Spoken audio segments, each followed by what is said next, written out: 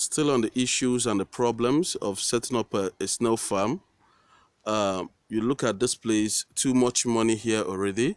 I believe if I'm not underestimating, this place will be over. They must have spent up to like 7 million in this place, I must say. See some of the pens being the font, uh, just to show some of the things they need to do right. I've also showed them a lot of eggs also, because when we're talking about the production of snails, yeah, they produce. Another thing is hatching. You need to really know how to hatch the snails, what to do to hatch the snails.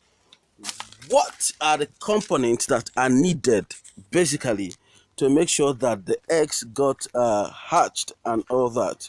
Okay, how do you even take care of the baby snails and all that? I think if you can see some of the eggs here, there are lots of eggs, especially you look here, you see some dead eggs. I must say they are dead already.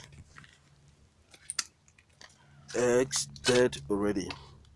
Okay, one of the challenges they have here, according to what I heard, number one is the issue of rabbit, rodent. There are some of the problems. You can see some of those lizards. Okay, you can see some of them.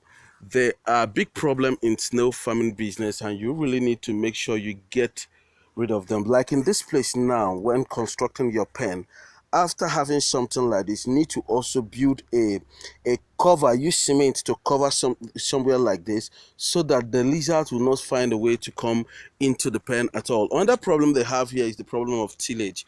You have your snail pen, you need to continually till them with your plastic rake, like I always advise. And I also learned something that they have problem of insect invasions. Termite, soldier ant comes from the ground and all that. There are two basic ways for you to eradicate termite and ant.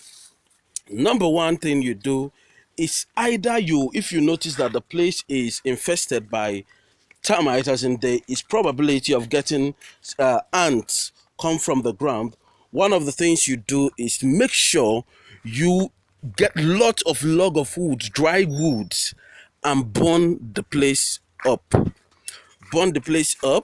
Okay, allow the arches to remain there, and I bet you no ant will come from the ground. Another good way of eradicating it for good is simple.